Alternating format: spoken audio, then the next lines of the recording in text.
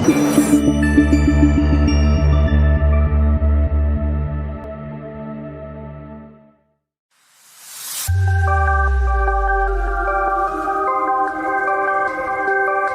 now, coming to you live from the City of Angels, Los Angeles, California, it's the Sheena Metal Experience with your host, Sheena Metal, only on KGRA Digital Broadcasting.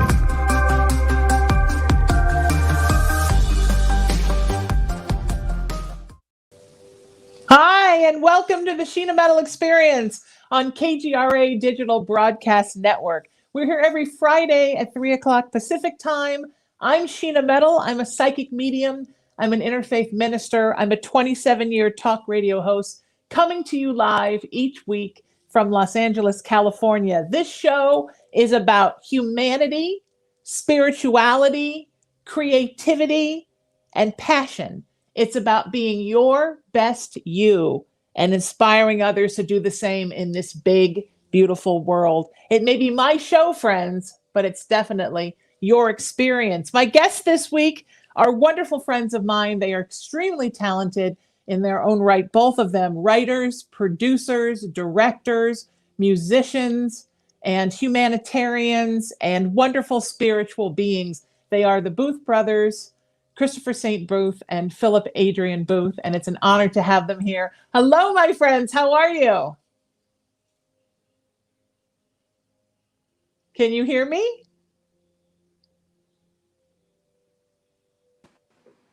Hi, guys. How are you?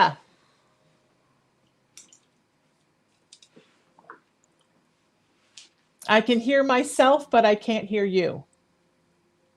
It's wonderful to have you two here. Hi, can you see me?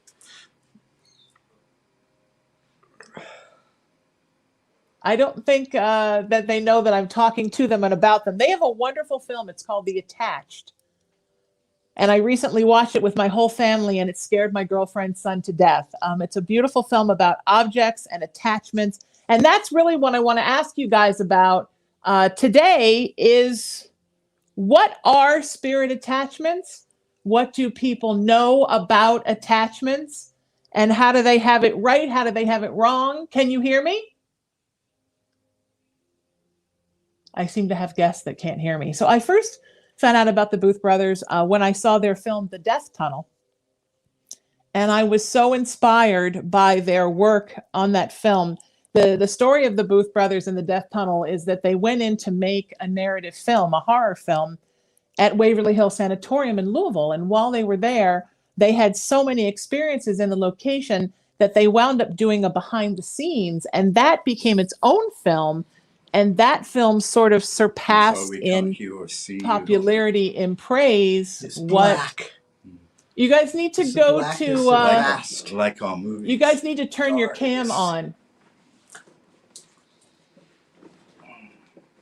They can't see or hear me, so I'm just going to keep talking until they can see or hear me.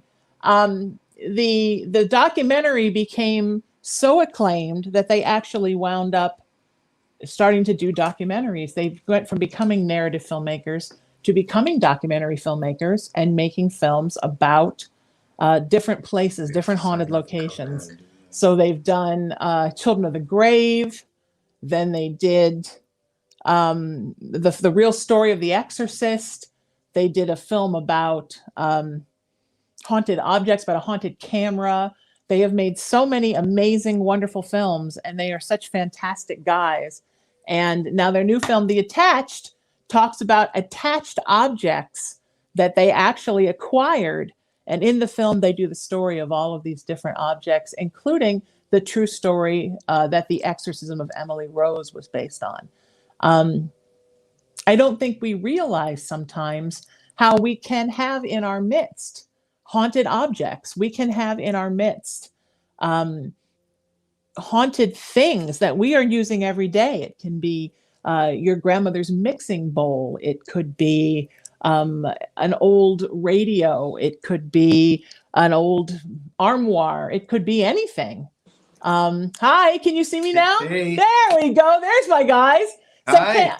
tell me a little bit. I was just praising you for how wonderful you are. Thank you. Tell me a little bit about, I was talking about the attached. So tell me a little bit about what a spirit attachment is and how it can affect your life and where an attached object can come from. Well, our movie's about many different things that you bring home, whether it's obviously through something you pick up on the side of the road, or you find it at a haunted place, or even you can get it in an antique store or a secondhand store, and you just don't really know what sort of energy, good or bad, that might be attached to an item. It's like, hey, could you imagine seeing something incredible outside that someone left on the side of the road, and you go like, hey, why did someone leave it there? And you go like, I'm taking it, and you take it home, and suddenly things start to be different in your life, whether it's good or bad, or, you know, scary. So we came across several items, and one of them being the real Annalise McKell, Emily Rose exorcism box. And we had it delivered to our house. I had gotten it from the old priest. And then things started changing and opening up to realize what could happen when you bring something home that has a tragic past to it. And then we created our film from that. And I think it really makes us think about going to any kind of place and picking anything up again. I also think what's really interesting too is think about like the Victorian era, for example, and those old dolls, those old porcelain dolls, or the old dolls that were so handcrafted by actual doll makers, not manufacturers, like a big manufacturing toy company, but the ones that used to hand make the dolls and stuff like that. Them getting that to a child, and then that child putting all their love and faith and growth and everything of their life into that doll. And then that doll gets handed down, and then you picked it up. Honestly, do you really think?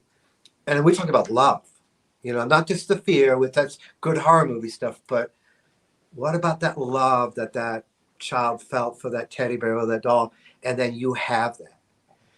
So this is really an interesting subject when you think about that, when you have that, and you not just you can pick up bad attachments or negative attachments, you can pick up good attachments of feelings of hope and love. So what I love about the attach is we touch in the show, which I'm sure you've seen, that we go through beautiful stuff as well as scary stuff.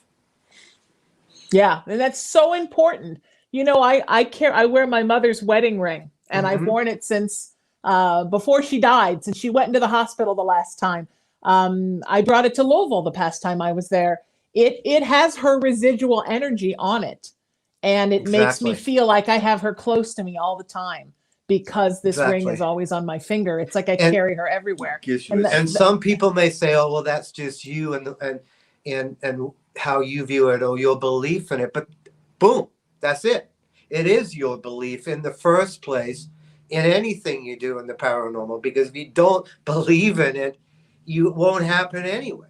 Right. So it really doesn't matter, because what you get from that attachment, from your mom's ring or our father's medals from the war or whatever. Or even his sunglasses. Or his sunglasses. I have his sunglasses in his cigarette case, and I was going to say, what's really cool about it makes you feel like they're with you, but at the same time, it gives you something you're missing, maybe confidence or believing in yourself, because you're feeling that you have this strong energy with you.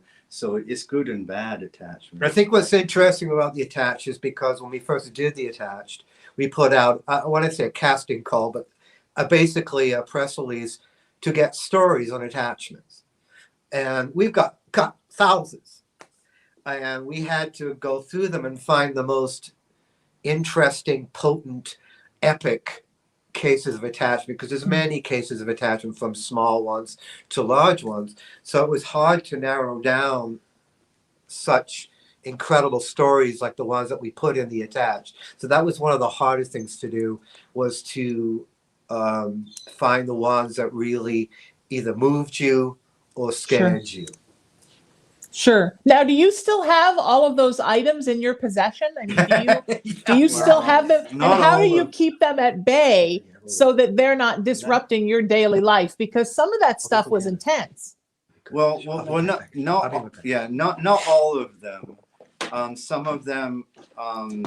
It's funny you should say that.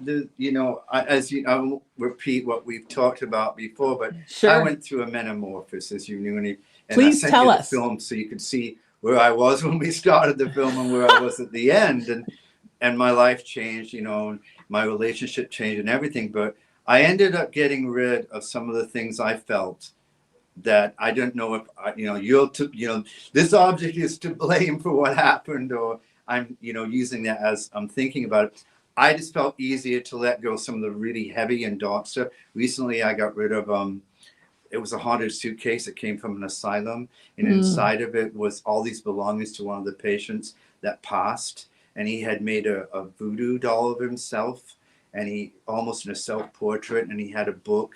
And inside the scrapbook was his story he had written, and his teeth, he had pulled his teeth out, and, you know, really crazy stuff and very heavy stuff. And at the end, he kept going through it, and there was incarnations and chants and voodoo spells and something about the devil taking him over, and it was like really getting heavy. And he had another doll that looked like, you know, it would have been his sister, and it was just, and his teddy bear was in this old trunk. And then on the very last page of the diary scrapbook, it was a bunch of vortexes that was ripped in half. And Wow. on the very end of the book, it showed what looked like a jinn, like a you know, one of the spirits of a jinn. Yeah. And everybody told me that it was so heavy that I've got to get rid of it. And I started going like, you know, because we go from project to project. And I've kept a lot of them, the ones that I felt that wasn't very overwhelmingly, I guess, dangerous to my mental health or my mental being when I'm creating new projects. I got rid of that because I felt it was too heavy, and there was someone else that I think would appreciate and further the investigation and the study on that one. Sure. This one here is Emily. Emily's in the attached. Do you remember Emily? Absolutely. Yes. Yeah, and this is Emily, and she's got human hair. Goodness. Oh, And yeah. she was built. Tell the viewers the story. Yeah, she's got human hair, and she was built late 1800s. Yep. Okay, and she's all made of wood, carved. You can Wow. see the knees She's here. gorgeous. Oh, These wow. are really old She's joints. almost like Pinocchio back in the day. Yeah. And then she has real human hair, and she will blink herself. And she has a brother named Adam. Yeah. And both Adam and Emily, channeling spirits, had died in a river. They had drowned. And the father of the real Emily and Adam picked them out of the river, and he was a doll maker. So he took the bodies of the children home, and he cut their hair off, and they had passed, and he sewed them to these dolls. Wow. So this is Emily's real hair, and he believed that the spirits were channeled inside the dolls, and we were able to acquire them, and in the attached we tell her story, which is very powerful. But I will never get rid of Emily and Adam, because to me, we're taking care Just of them. feeling, Yeah. touching I the bet. doll right now, holding her. You can feel Oh, yeah. Sure. the energy of a real child. It Put just, her eyes yeah. up really close. yeah, you can really feel. Oh, she's beautiful. She is She's- one of the most precious You can look in dolls. her eyes, She's you can beautiful. She's see. scary, though. She's very scary, but she's beautiful. That's No. what Annabelle has She's done. not scary. You can feel she's beautiful. It's like holding a real child. Yeah. Now, Well, but it Except is. for I the mean, time she ended up, she was sitting down in a hotel room, and I'd woken up, and she was standing in the doorway by herself. yeah, And that that's was it. that's She a never lot. went on the road again with us after that. That's a lot. but you Do- know, do- you got to keep in mind these dolls lived as his children Right. until he passed. Yeah. Now, depending on the perspective you look at it, people go, "That's strange," or "That's weird," or "That's twisted," but it saved his life. Mm. He didn't want to live after that. Some tragedy like that, and his belief in still having his children there in some form for him was saving his life. He was able to get by. And maybe that was in turn their gift to him, or their attachment to him, Yeah. is to say, "Dad, you had nothing to do with this, but we're still here with you." So when you talk about these possessions, and people get all like,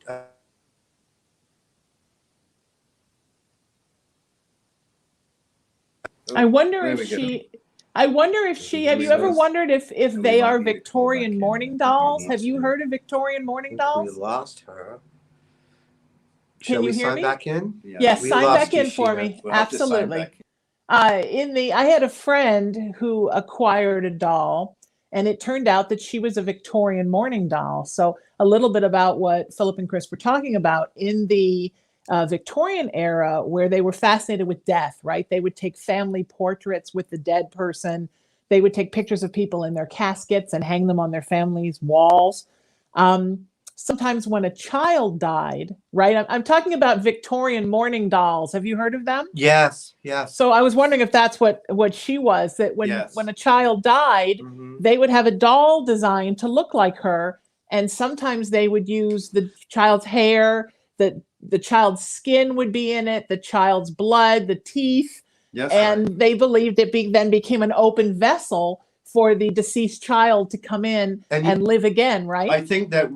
I think, you know, like all our movies, I think the one things that we do in the paranormal documentaries, even in our films, in some way, even our horror films, is that we immortalize them and tell this story. And I believe, especially in the paranormal documentaries, telling this story helps create closure. Yes. Because everybody, you know, someone like say the soldiers in Pearl Harbor, they didn't know what happened, and boom, they were gone, and they died on, you know, and they're still wondering. It happened so fast until someone they did not know. All of a sudden, they're gone. They never completed what they wanted to do at that moment, unfinished business, so to speak. So they're taken. They're gone. So where are they now? And you know, so that's the whole thing. I think that is until overlooked. somebody tells them and closures saying you can leave now. You know, hey, you died in the war. Yeah. Exactly. Yeah. Reconnect with your loved ones somehow, like well, you know, our movies in Children of the Grave, the same thing. When we did Children of the Grave, and they would just put numbers on the child's graves, and the relatives, especially ever since all Ancestry.com, all this became so big, people wanted to know who they were related to, their relatives that had died in the orphan train, whole thing about that. And when they used to ship all the children across America, 250,000 children died, and they were put in graves with no names. So when they simply asked if they could do a trace on who's got the number, they were not that interested in doing at these places. They were not. And I think that is a good example of non-closure. You want people come and they pick up the bodies and they ship them from wherever in war so they can put them at peace. They can lie them at rest. Unfortunately, they never did that back then, and so we you know, I feel that's why we have a lot of spirits, because they still don't have any closure. Yeah I agree. And it's so hard with the ancestry, right? My family is from Louisville, my mother's family, and having gone there quite a bit, I began to sort of research where she was, and I found a headstone for my grandmother who died when my mom was 5. And I went to the cemetery and saw her. And then I became curious. So I researched and found out that like 17 of my great grandfather's relatives were buried there, but only 2 had marked graves. So you wonder, in like a pauper cemetery, or for people who like are orphans and are forgotten, or people who were in mental hospitals and are forgotten.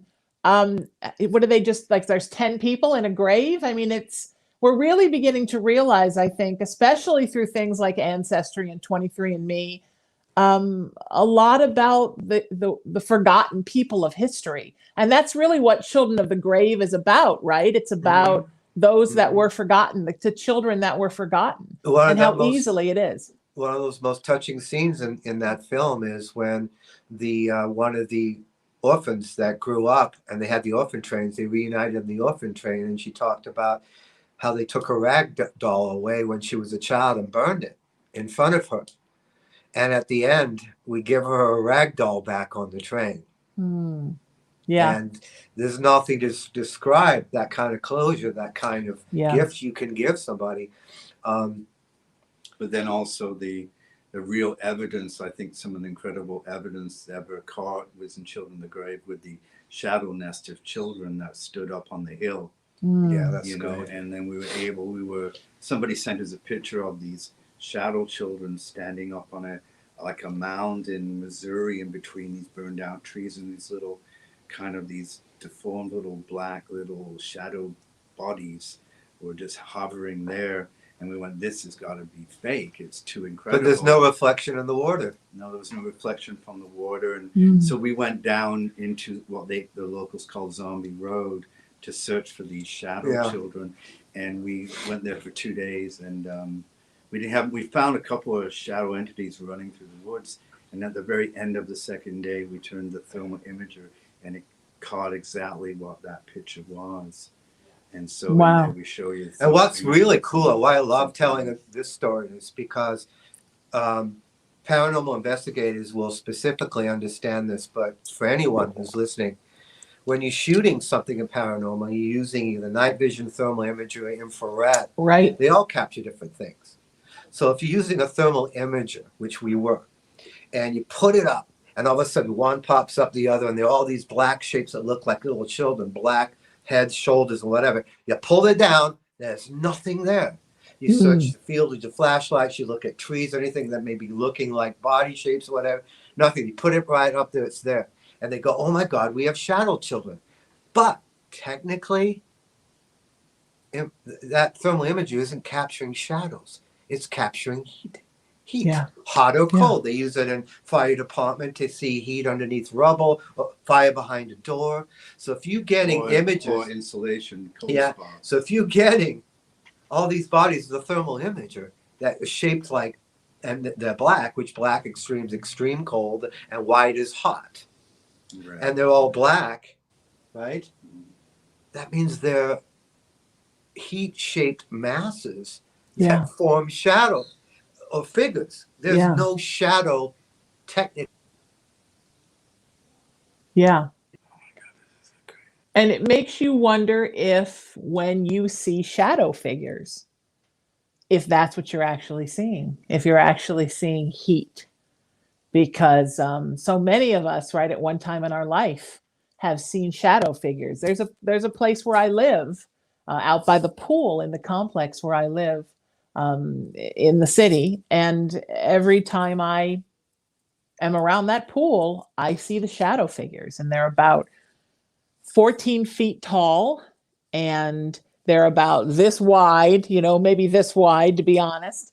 And they just kind of, they just kind of walk around.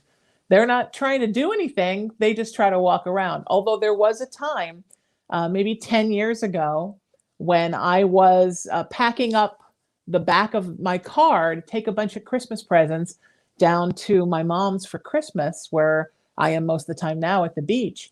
And I was just leaning over, packing some presents into the back of this car. And I felt this invisible shove into the car. But that's the only time I actually was ever touched by anything. But every time I'm in that area, I see the shadow figures, and they're very tall and they're very thin. And I never thought about them right there. And they kind of have arms like this. Mm-hmm. And I never thought about them being heat before. Well, that maybe what they really are is night vision. Infrared or something that's more based with light-based investigation. You can call, I think, I don't want to get tit for tat, but you could call them as shadow figures. Sure. But truly, if you're using a heat-based application or device and you capture something, it's capturing heat, hot or cold. So that's what I think is fascinating, because we also got extreme black masses there.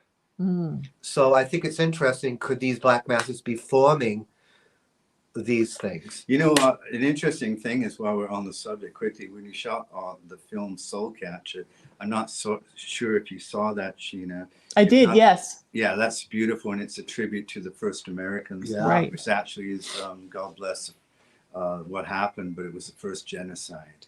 The American genocide of the Native Americans, where they killed over 8 million Indians.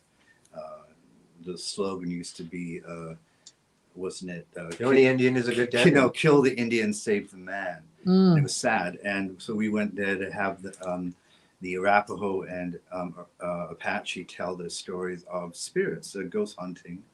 And we went down there into an Indian boarding school, and I don't know if you remember it, but it's the only time we've ever able to capture what was a shadow person, exactly the way a shadow person is, but it was white. So imagine, when you see the shadow people move and all that, but it's a white one. I mean, little white light moving. And at the end, it's incredible. It starts to have wings and then. Oh, that was underneath Concho, where that was a terrible school. That was, oh my God, to drive out hundreds of miles in Oklahoma along the Trail of Tears and discover this Auschwitz-looking basement building where the schools, the children were kept there. And I asked the Anita, who's the reservation, we went on the reservation, they gave us permission.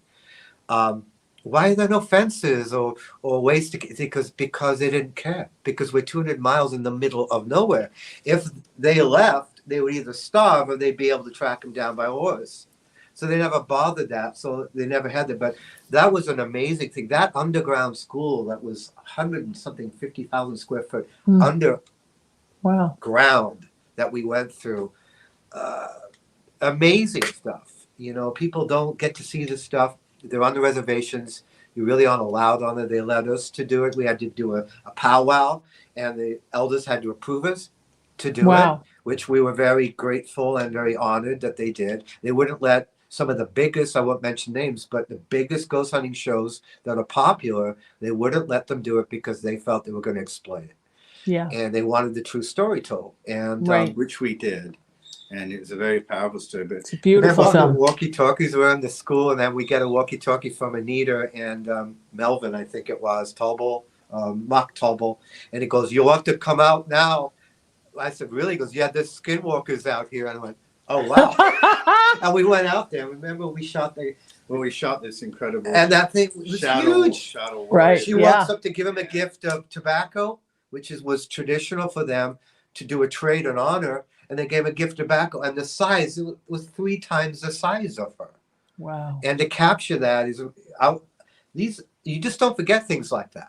Absolutely. Yeah. They're just one in a kind. That's they actually had showed me the true evidence of what they had of Sasquatch, Bigfoot.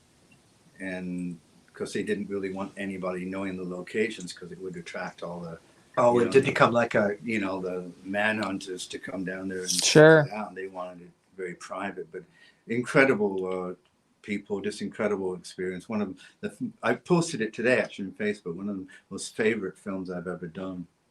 Wow. Yeah, I had a friend who grew up on the res in Oklahoma, and she said that you would see the baby Sasquatches. They would just come out and play. That, yeah. You'd see them up on the hills. They'd be rolling like balls and rocks at each other, and like rock-sized balls, just rolling them at each other, and like just having fun and just not even thinking about it. So I guess it's if they're in a place where they feel safe from man and safe from that exploitation, maybe they come out a lot more. And I think that they knew that they were safer with the native peoples than they are with the white settlers. Well, I was told, I don't know if you know this, I found this I was actually talking about this last night, but Native Americans are actually the closest species, a human species, that is actually the original species, because Northundral, there's no more Northundrals. So the oldest people on Earth are the Native Americans. Wow. And I was told by a lot of research studies that they're one of the most seductive human beings by UFOs. Because when UFOs are trying to study Earth, they actually take the closest thing to a real human being, which actually is the Native American, because it's the oldest species of mankind. Well, pretty fascinating. We thought, we watched, we enjoyed Antlers, Guillermo del Toro movie. Sure. Yeah. Wendigos. Yeah. And we were Wendigo, and we were interested in that because in that show Soul Catcher, we were looking for elemental spirits, spirits and shapeshifters. And they would shape, if you remember, they would shift from looking like a tree into an animal, from an animal to a human, from a human to, nothing. And it was very interesting to try to investigate that kind of stuff, because it's not like the average paranormal investigation. Elemental spirits is something completely different. So Yes. I really enjoyed watching that movie. I was a little disappointed that Graham Greene wasn't as strong. He's an incredible actor. Yes, he is. Dances with Wolves, I think he was in. Mm-hmm. And they didn't explain the bags hanging there and all that stuff, which was all to ward off evil spirits and stuff. But it was a very fascinating situation because when they say, well, my land is on Indian burial grounds. Well, all of America is Yeah, pretty much. Yeah. But if you remember our show, The Possessed, when we did that one or whatever, Yes. we would go to do cases that things extraordinary or tragic or evil, in some cases things happened, and they all mentioned that within a month before these stuff started happening, they had found arrowheads in their yard. And they had done a research on it and found that it used to be either a burial ground or it was a mound. A mound. And I think that was fascinating, the connections between that. When you go way back to movies, we're a combination of paranormal and horror. So when you talk about mixing films with, like Poltergeist was a good example. That was based on Native American burial grounds. Yes. And Yeah. when we did Soul Catcher in Trona, the Trona Pinnacles, when we went there, which is absolutely phenomenal, the mountains all look like Native Americans watching over this salt bed. But what that is actually is a 10,000 acre Native American burial ground. Wow. And the Navy came in, the United States Navy, and they fenced it all off, evicted all, the reservation, anything, and they made it into a nuclear test site. Now that's a good idea, right? To take a Native American burial ground and make a nuclear test site out of it. Nothing's going to go bad there, right? No, that's not a recipe for disaster. Exactly. What a great idea for a movie, but seriously. But we went to that place. Yeah. And I can't tell you what it was like being in those places like that. And seeing those rocks that look just like chiefs with their blankets on and all these faces that look like babies and rocks. If you've again seen Soul Catcher, we overlay famous pictures from the middle late 1800s against the rocks. Dog soldiers. And show the dog soldiers and show you how it looks like that. When you're going down Utah, same thing, or all those, you ever look at all those rocks? Yeah. They all look like Native American, like Mount Rushmore, but hundreds of faces. Yeah. Yeah. Well, it's like the Joshua trees, right? Joshua Tree, we were there too, yes. I just shot a documentary this summer with a bunch of ufologists looking for UFO encounters in the middle of nowhere in Joshua Tree. And yes, of course, you can tell there's off-world activity there. But more than anything in Joshua Tree, for me, it was the two things. It was the residual Native American energy, and it was the elementals. I mean, Joshua Tree is full of elementals, and the natives believed, right, that the trees themselves were a sort of elemental, and that at night they danced. And when you would wake up in the morning, the Joshua trees were never in the same place. And when you touch a Joshua tree, it feels like it's alive. I mean, all trees are alive, obviously, but it feels like it's magically alive. And to be out amongst them in the middle of nowhere where you could literally see the satellites going in the sky, you could see the UFOs zipping around, you could see all the stars and the shooting stars, and to really be somewhere where there was nothing, no lights, no noise. Boy, the elementals really come out to play there. Yeah, I got crucified out there. We did a music video and I played Jesus. I'm not joking. And I got crucified and I was, believe it or not, I was 33 at the time. So there you go. Wow. So you were the same age as Jesus. Yeah, well, actually, it's a kind of not a long story, but it's incredible. So we shot 7 days out in Joshua Tree. And it was like a rock and roll music video, kind of a Guns N' Roses thing. And the song was called like Father, Like Son. So what better, God and Jesus, like Father, Like Son, right? So we went out and shot there for 7 days, and we shot all the stations. On the very last day, we did the crucifixion, which I was so scared. So it was sunny every day, but on the last day we shot, guess what happened? Yeah. It started to thunder. Clouds, and it got just black, like during the crucifixion. But it was right when Chris was playing the part where Jesus closes his eyes and lowers his head. All of a sudden, honest to God, no pun intended.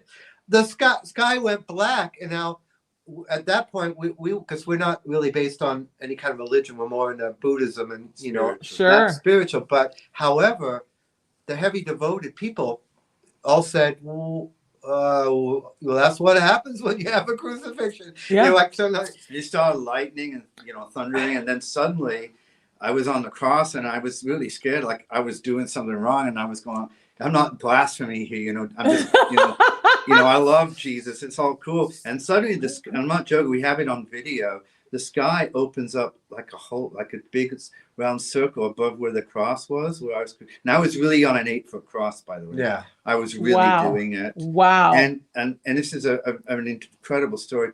But the sky opened up and suddenly light came down onto the cross, which looked great on camera. And I felt when I got off the cross that I felt something different in me and in the world. And after that, Wow. I saw things differently.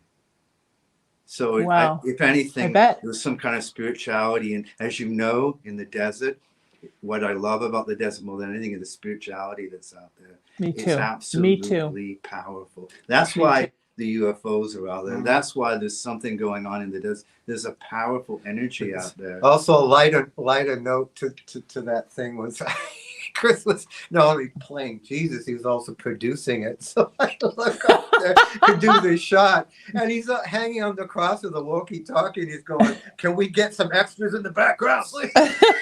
I don't think Jesus needed a walkie. What it was is you're a producer on your budget, and there's all these beautiful extras, and here's Jesus. It comes to lunch, and Jesus says, hey, let them all eat, but the producer. Yes. But yeah, he's up on there hanging across with the walkie-talkie. It was pretty funny. Chris turned the water into craft service. Well, it did change my life because right after that, when we went home, our mom had cancer and she was dying from ovarian cancer. So I was so enlightened from that. When I went to visit her in Canada, I was just so enlightened, and I said, "Mom, it's okay." And I wasn't like, seeking my loss or seeking her loss. I just knew that it was time that she had to go because there was no cure, and I helped her get ready to go. Yeah. And the hospice nuns were just seeing the light that was all over me, and they couldn't believe it. And for any reason that happened, it was to help our mom pass, you see. Yeah. And beautiful. I believe that, thank God for that. Everything happens for a reason. And I believe Absolutely. that. When my mom passed, she was at a hospital in Newport Beach with a view of the water. So you could see the Newport Harbor, and it was completely overcast because we have this thing in my family that the rain follows us everywhere. So completely overcast. And just as she was passing, right before I saw her soul shoot up out of her solar plexus and fly off past her right leg, the clouds parted and this beam of light came in, what folks call God rays, and literally hit her right in the solar plexus. And then she passed. And as soon as I saw her soul leave, the clouds came right back. The ray of light was gone. And then the sun came up. It was right at sunrise. And I really believe that was God coming to take my mom home. Yeah, Mom used to say, look, Philip, the trees are waving at me. Yeah. And, I look and I go, it's wind. But to her, she attached, hey, it's time, to say that when I did get off of that cross after being it, I was looking at the wind differently, almost like it was God's breath. And I was looking at the animals like they were almost human, and I could I became a vegetarian for a while right after that. The grass was greener, the sky was bluer, everything was like I had this millisecond of a premonition of how the humility and the disgust Jesus must have went through of trying to save people, and the next minute he was humiliated. Right. Whether you believe he's the son of God or a prophet, the point is that the story is incredible of piece of hope and love and light. Yeah. And I'm glad I went through that, and it really changed my life, Well, that's I think the beautiful thing about growing up a creative soul, because as we've talked about before, I think that creativity and spirituality often go hand in hand. And when you're a creative, oftentimes in the middle of an artistic experience, you have a spiritual experience, a spiritual awakening. And I know for the two of you, you sort of each have some kind of awakening during every film that you make, right? Oh, yeah. Mm. Yeah. It was the one in The Attached. Another one was Rebecca's story. Mm. The one that is so touching and moving. I had to ask myself, I think we've talked briefly, touched this, why I was drawn to that room, the exact room twice in such a huge facility, 80, I don't know, over 90,000 square feet, and taking a second ghost hunt, and I ended up exact same room again. And then this is interesting. You have two exact SLS cameras side by side, and the what we captured is in the documentary. It's unbelievable what happened, but the other SLS camera wasn't picking anything up, but the camera I was using was. And you could say, well, then that's a fluke on that camera. However, the camera checked out technically at all. It's got a lot to do with the place you're at while you're investigating, the connection you have, the empathy, the sympathy, the compassion you have for the situation, that spirit feels a connection with you. And it's a gift for you to see another plane of existence. And with that belief system in place, it opens up that third eye or your heart, or whatever you want to call it. Yeah. And the technical stuff is who is holding that is going to have the experience. Yeah. And the other person says, I'm getting nothing, how that can be. And I'm going, I step over to where he's standing and it's still on my camera. I hand my camera to the other person and there's nothing there. Yeah. I take the camera back, I hold it, and it's there. It's also that to me, and I'm getting excited talking about it, that to me is a good scientific breakthrough on how this is working. Because if you look at hundreds of years, or almost 100+ years of ghost hunting, there hasn't been an awful lot of dedicated, undisputed truth or evidence. And it's got a lot to do when Chris and I were at Waverly Hills, when we shot Spooked and Death Tunnel, another great shows. Yes. I saw that stuff. I saw a girl run through the wall. I would swear to anybody on it looked like a hologram. A little girl ran through the wall. I leaned against the wall, shaking. I didn't know how I was going to tell anybody. I thought for sure they'd all say, you're just riling us up because it's a horror movie. Right. But I noticed it wasn't minutes before my rational mind started kicking in and started talking me out, or just adding logic to what I saw. Well, could have been this, could have been it. That's the thing. Yeah. You can't go in that realm. You want to document it, but you got to realize this stuff is a gift to you. The person next to you might not see it. It's a gift to you. Yes. And then you communicate with that ghost and you try to get evidence, but you don't get into the whole thing where you're putting around, well, I didn't see anything. I'm in a group of 10 people, and there's one person that captured evidence, the other people did not. How do you explain that? The evidence is still recorded on the SLS camera. It's still recorded on the EVP. It's still recorded on whatever device you're using. So the technical device is picking it up, but only in the hands of the user that believes. Well, it's also I think that the spirits know whether you have an ulterior motive. Yeah. And what they're really there for. If you're just bullshitting or not going to help, or you really genuinely, when you walk, Sheena, when someone has a good soul. Yeah. That's got to be the same way as that's in life. You feel that. So you tell me they can't feel that in death? They know whether absolutely you're real or not real, Yeah, absolutely you can. I think that when you walk into a haunted location, or for me anyhow, as a psychic medium, and I know that you are both extremely intuitive, when you walk into a haunted location, you can feel the beautiful souls there and you can feel the darker souls there. And you can sort of navigate around where to go and where not to go. And I went to Waverly Hills where obviously you made Death Tunnel and Spooked. I there were places where people were going and I had no urge to go there, because my thing is that in my work, in my practice, I deal with enough darkness. I've seen enough of it in the house I grew up in as a kid. I don't need to like push darkness on myself. So if there's I gravitate towards the souls that are in the light, that want to communicate or that need my help, more than I want to do battle with dark souls somewhere. You know, somebody else is dying to go in and confront all the dark souls. They can have them. I'm more concerned with the souls that live in the light.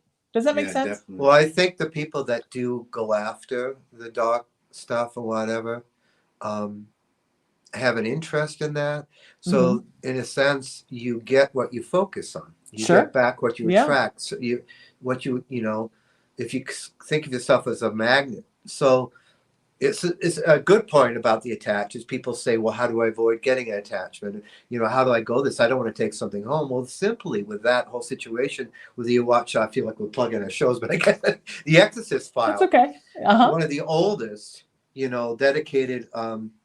Well, first of all, we never went in to tell like, hey, we're going to tell a dark story, or we go every place we're going is possessed and demons. It's just that when we make independent, we make 3 shows usually at a time. Independently, that's how you do it. And we found the real diary of the Exorcist. And I said, of course, the world needs to know this. Yeah. And that's how that story started. Sure. Yeah, but what did you say? What was his name again? Bradshaw. William Bradshaw. He worked at the Vatican, and he just simply demonology. He said simply this: if you walk into a place and you're in an emotional state of upheaval, meaning you don't have a strong sense of self. Let's just say that. It's really easy to have, that's a nice person to inhabit there. But if you're going in there with hope and ways to help these spirits cross over, and your soul is clear and pure and authentic, they're not going to habitate you, because that's what they want. They're looking for weakness. They're looking for somebody that has no strong sense of self, so they can become it in a human form. Yes. So a way to avoid attachments is you should not be ghost hunting at all if you're in an emotionally unstable place, or on alcohol or drugs, which he mentioned makes you weaken your state. You'll let neurons in your brain, all that stuff. To avoid that, the law of attraction, negativity draws negativity, love draws love. Yeah, it's like, you know, hey, you get in a big fight, you go out and get in a car accident. Oh, that's a coincidence. Well, the same thing applies in investigating or whatever. Absolutely, yeah. I am a good person. I believe in love and authenticity, so I've never really brought anything back. You should be scared. They said all that stuff you guys have that are attachments, as far as physical things you have in your house. I don't have that mindset towards that they're evil. I don't put them on a pedestal and say it's evil. With historical situations, such as Annalise McKell, the famous exorcism of Emily Rose, that is a true story of history. That is a relic, as Christina says. Absolutely. And she would simply say, that is a religious archive. Absolutely. And also, I don't know how you feel, but there's a lot of people feel like, are you scared? We have the real exorcism box downstairs, which is in the attached. And I love it. And of course, I was really worried when we first got it here, opened it up, like, oh my God, what's going to happen? It was involved in an exorcism. And then he says, oh, that cross is possessed. And I'm going like, that doesn't make sense to me, because, you know, it's like, the Satan, the cross is upside down and the cross is this way. And so you got bad and you got good. So if you're going to say now that, vampires can touch crosses, then it's going against the whole concept of good and bad, whether it's real or not real. So I just don't believe a crucifix can be possessed, necessarily in a bad way, because your belief system is that when you look, I have a fascination with crucifix and cross and Jesus in general. So it's like, when I see that, I see nothing but positivity and goodness. Yeah. So I feel the same way. Could ever be attacked. And I certainly have been called in as a psychic medium to deal with dark cases and deal with dark spirits. And if that's my job, then I will do it. But in a location where I'm just there to feel the place out, I'm much more interested in what's positive there than in what's negative. So tell me what you two have coming up next, because we are almost out of time. And I want to hear about what's current and what's coming. We are working on a brand new film, and it's called Never Blink. And that's exactly what you should do, because when you blink, which is 0.3 seconds, when you blink, that's how long it takes. You add that up in about an hour, it's about 48 minutes in a day that you are blinking. And when you go into the blackness, there's something could happen. And we're going to show you what happens when you blink in the darkness. And there's a whole world in there. It's about 5 neuroscientists have created a way to record what you see when you blink. Wow. So we wanted to, as it's all based on real science fact, by the way.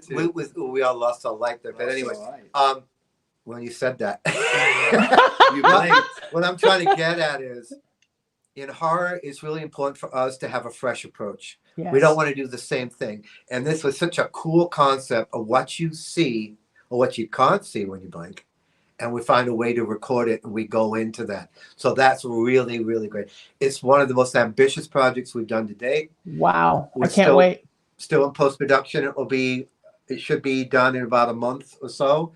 And oh my God, it's going to blow a lot of people away. It'll be very scary, and we're very proud of the cinematography as well, as we're sitting right now in the recording studio, because I'm doing the music score, which I'm so excited about. It's beautiful. It's pretty much right now, it's everything to our lives. So, and also I want to mention, next weekend we are having a Haunted Bazaar auction, which is live on Facebook. Wow. So anybody who's looking for something that's supernatural, whether it's voodoo, witchcraft, or religious objects from churches, or even some really scary possessed dolls, we have the Haunted Bazaar auction coming up next weekend, 21st to the 23rd.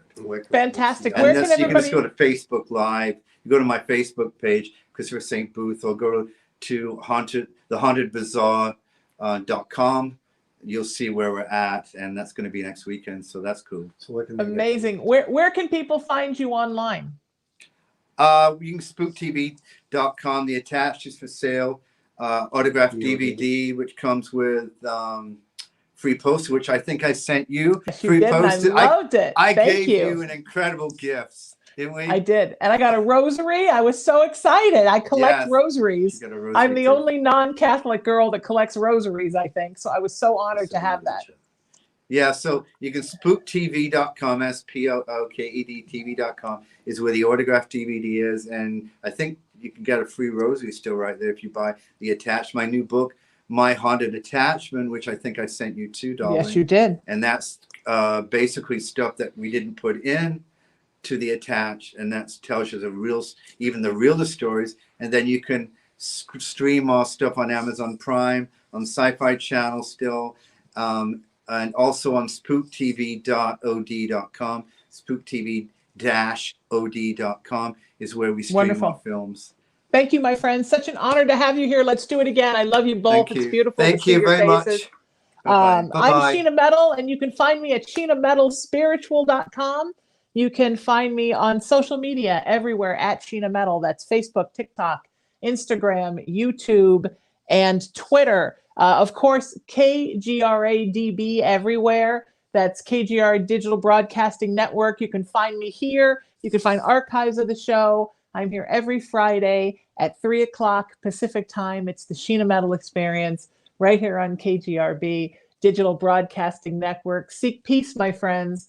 Live in love. Lead with kindness. Embrace unity. Always raise your vibrations. I love you all, and I'll see you next week. Thank you for being here with me.